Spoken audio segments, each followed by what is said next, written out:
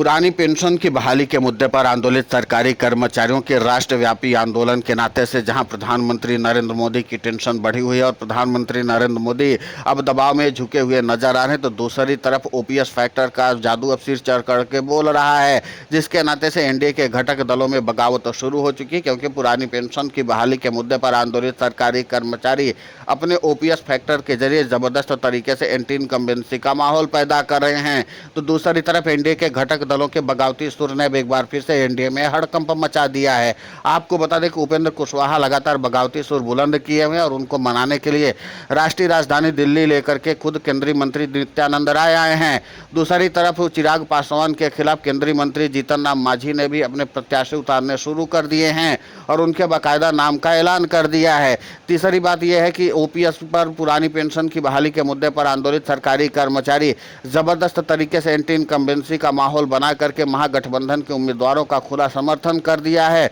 जिसके नाते से साफ तौर पर महागठबंधन के घटक दलों के एकदम माहौल तेज होते हुए नजर आ रहे हैं और जबरदस्त तरीके से सियासी माहौल बन गया है। तो अब पुरानी पेंशन की बहाली के मुद्दे पर आंदोलित सरकारी कर्मचारियों का जो ओपीएस फैक्टर है वो लगातार बिहार की राजनीति में हड़कंप मचाया हुआ है और भूचाल ला दिया है। आपको बता दें कि पुरानी पेंशन की बहाली के मुद्दे पर आंदोलित सरकारी कर्मचारी और उनके प्रतिनिधियों ने महागठबंधन के प्रत्याशियों को सीधे तौर पर अपना न सिर्फ समर्थन दिया है बल्कि उनके लिए अच्छा खासा वोट बैंक भी तैयार कर दिया है। अब एनडीए के घटक दलों को एक तरह से क्रॉस सीटिंग का मामला भी सामने आ रहा है कि यानी एक ही सीट पर एनडीए के कई घटक दलों के प्रत्याशी भी उतरने वाले हैं और जब ऐसे प्रत्याशी उतरेंगे तो जाहिर सी बात है कि वोट बैंक में कटौती तो हो ही जाएगी। आपको बता दें कि एक तरफ उपेंद्र कुशवाहा लगातार बगावती सुर बुलंद किए हैं और उनको मनाने के लिए राष्ट्रीय राजधानी दिल्ली में बैठकों का दौर शुरू हो चुका है। जीतन राम मांझी ने पहले से ही चिराग पासवान के खिलाफ प्रत्याशी उतारने का फैसला कर दिए हैं और इसी के साथ ओम प्रकाश राजभर जो सुभाषपा के अध्यक्ष हैं उन्होंने भी 153 सीटों पर चुनाव लड़ने का ऐलान कर दिया है,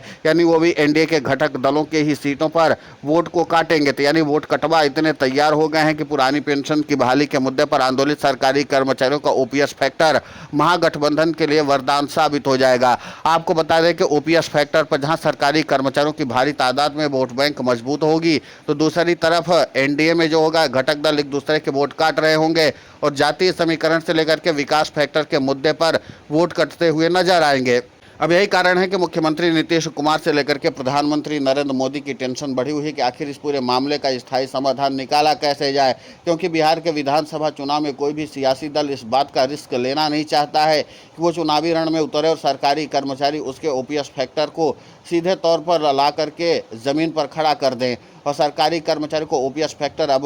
महागठबंधन के साथियों के लिए जहां एक बार फिर से वरदान साबित होगा तो दूसरी तरफ एनडीए के लिए वोट कटवा साबित हो जाएगा। अब पुरानी पेंशन की बहाली का मुद्दा लगातार चर्चा का विषय बना हुआ है और इसी के नाते से अब पुरानी पेंशन की बहाली के मुद्दे को लेकर के सरकारी कर्मचारियों की व्यापक रणनीति का असर भी साफ तौर पर देखने को मिलने लगा है, क्योंकि सियासी जनाधार अगर देखा जाए तो अब एक तरह से पुरानी पेंशन की बहाली का मुद्दा जो है वो सीधे तौर पर निर्णायक वोटर यानी कि एक्स फैक्टर की ओर बढ़ता हुआ नजर आ रहा है। आपको बता दें कि ओम प्रकाश राजभर ने सीधे तौर पर एनडीए के घटक दलों के खिलाफ ही चुनाव लड़ने का ऐलान कर दिया है। हम मानते हैं कि ओम प्रकाश राजभर का भले बहुत बड़ा सियासी जनाधार न हो, लेकिन जातीय के लिहाज से ओम प्रकाश राजभर के जो प्रत्याशी होंगे 3 से 4,000 5,000 वोटों को काटेंगे ही ज़रूर। इसके अलावा हिंदुस्तानी आवाम मोर्चा के जो अध्यक्ष हैं जीतन राम मांझी, उन्होंने साफ तौर पर चिराग पासवान के प्रत्याशियों के खिलाफ 4 से 5 से उम्मीदवारों को उतारने के लिए अपना सिंबल दे दिया है। जनाधार के आधार पर बहुत बड़ी सीट अगर हासिल करने में भी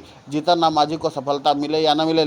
लेकिन 15 से 20,000 वोट वो भी काट सकते हैं। तो कुल मिलाकर के 25 से 30,000 वोट काटने का इंतजाम कर दिया गया है। इसके अलावा अगर उपेंद्र कुशवाहा को सम्मानजनक तरीके से सीटें नहीं मिलती तो जाहिर सी बात है ओम प्रकाश राजभर भी एनडीए के घटक दलों के उम्मीदवारों और खुद बीजेपी के खिलाफ प्रत्याशी उतार सकते हैं। और जब ओम प्रकाश राजभर के साथ सीधे तौर पर उपेंद्र कुशवाहा भी अपने प्रत्याशी उतारेंगे तो जाहिर सी बात है कि बहुत बड़े मार्जिन के अंतर को कम कर सकते हैं। तो सरकारी कर्मचारियों के लिए सबसे अहम बात यह होगी कि यहाँ पर घटक दलों की जो लड़ाई होगी उसमें सरकारी कर्मचारियों को बाजी मारने में बिल्कुल आसानी हो जाएगी, क्योंकि एक तरफ एनडीए का वोट बैंक जो है वो लगातार बढ़ता हुआ नजर आएगा। तो दूसरी तरफ सरकारी कर्मचारियों का एकमुश्त वोट बैंक महागठबंधन के प्रत्याशियों के लिए बूस्टर डोज देगा। यानी एक तरफ महागठबंधन के प्रत्याशियों को पूरा सम्मिलित वोट मिलेगा और दूसरी तरफ बचा खुचा वोट बैंक सीधे तौर पर एनडीए के घटक दलों को मिलेगा। तो जीत किसकी होगी? जाहिर सी बात है कि महागठबंधन के प्रत्याशियों की होगी। और इसीलिए महागठबंधन के प्रत्याशी जो हैं वो लगातार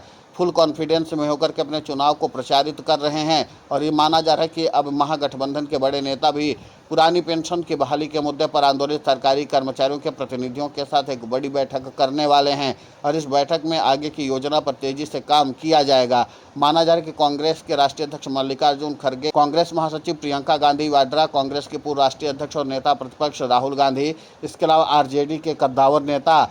तेजस्वी यादव भी पुरानी पेंशन की बहाली के मुद्दे पर आंदोलित सरकारी कर्मचारियों के प्रतिनिधियों से मुलाकात करेंगे। तो जाहिर सी बात है कि एक तरफ पुरानी पेंशन की बहाली के मुद्दे को लेकर के जहां सरकार संजीदगी दिखाने के मूड में दिखाई नहीं दे रही थी, अब वहीं पर पुरानी पेंशन की बहाली के मुद्दे को लेकर के महागठबंधन जो है वो काफ़ी ज़्यादा संजीदा नजर आ रहा है। अब ऐसे में देखना महत्वपूर्ण होगा कि पुरानी पेंशन की बहाली का मुद्दा इस बार बिहार के विधानसभा चुनाव में क्या करिश्मा दिखाता है। लेकिन इतना तो तय है कि अगर बिहार के विधानसभा चुनाव में सरकारी कर्मचारियों ने अपने ओपीएस फैक्टर के जरिए बीजेपी को झटका दे दिया तो फिर जाहिर सी बात है कि केंद्र की नरेंद्र मोदी सरकार के लिए भी मुश्किलों का पहाड़ टूट सकता है। और माना जा रहा है कि अगर एनडीए में बात बनती हुई नजर नहीं आएगी तो जाहिर सी बात है कि मुख्यमंत्री नीतीश कुमार पलटी मारेंगे। और आपको बता दें कि इस बार टिकट बंटवारे का जो फैसला हुआ था वो सीधे तौर पर वो केंद्रीय मंत्री ललन सिंह ने किया था। और जाहिर सी बात है कि ललन सिंह ने जिस तरीके से सीटों का बंटवारा किया है उससे खुद मुख्यमंत्री नीतीश कुमार भी नाराज चल रहे हैं। अब माना जा रहा है कि मुख्यमंत्री नीतीश कुमार चुनाव प्रचार तो जरूर करेंगे लेकिन उनके मन मुताबिक सीटों का बंटवारा हुआ नहीं है। अगर सीटों के लिहाज से देखा जाए तो महागठबंधन में तो सीटों का समीकरण सुलझा हुआ नजर आ रहा है